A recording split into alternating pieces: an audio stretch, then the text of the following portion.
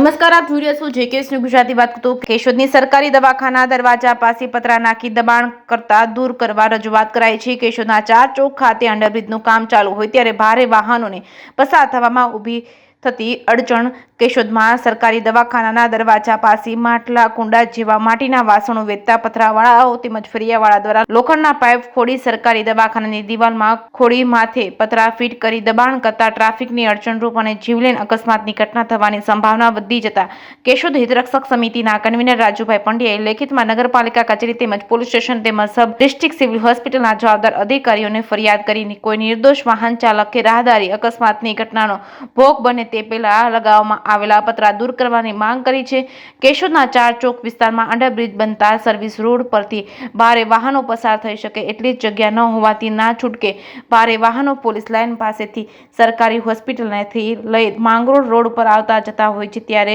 વળાંક પર લગાવવામાં આવેલા પતરા વાહનો વળાવવામાં અડચણરૂપ થાય છે અને સામસામે 2 વાહનો આવે છે તો ટ્રાફિક જામ થાય છે. સરકારી હોસ્પિટલના દર્દીઓને સારવાર માટે લાવવા મૂકવા તેમજ એમ્બ્યુલન્સ આવતી જતી હોય છે ત્યારે ટ્રાફિક જામમાં એમ્બ્યુલન્સ અટવાઈ જતા સમયસર સારવાર ન મળે તો નિર્દોષ દર્દીને જીવ ગુમાવવો પડે તો નવાઈ નહીં લાગે. કેશોદના હિતરક્ષક સમિતિના કન્વીનર રાજુભાઈ પંડ્યા દ્વારા કેશોદ સિવિલ હોસ્પિટલ ફરતે સાયલેન્ટ ઝોન જાહેર કરવા માંગ કરી છે ત્યારે સ્થાનિક નગરપાલિકાની મિલી મુરાદને કારણે વહીવટી પ્રક્રિયા અટકેલી છે. કેશોદ નગરપાલિકા દ્વારા જોખમકારક લગાવવામાં આવેલા પતરા દૂર કરવામાં આવશે કે કેમ એ તો હવે આવનારા દિવસોમાં જ ખબર પડશે કે શું થશે. જેકેએસ ન્યૂઝ ગુજરાતી સાથે રાજુ પંડ્યા, કેશોદ. કેશોદ હિતરક્ષક સમિતિના કન્વીનર રાજુભાઈ પંડ્યા. કેશોદ સરકારી દવાખાનાના દરવાજા પાસે માટલાવાળા પથારાવાળાએ પોતાના